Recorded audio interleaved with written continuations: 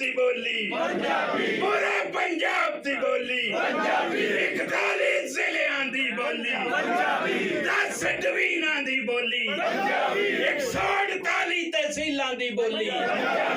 असां लेके रहनी ए हक है साडा असां लेके रहनी ए हक है साडा स्कूलां विच पढ़ाओ स्कूलां विच पढ़ाओ लाजमी पढ़ाओ असां लेके रहनी ये हक है साडा प्यार नाल बोलो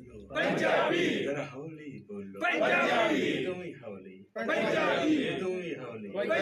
गज वज के बोलो गज वज के बोलो रज रज के बोलो असां लेके रहनी ये हक है साडा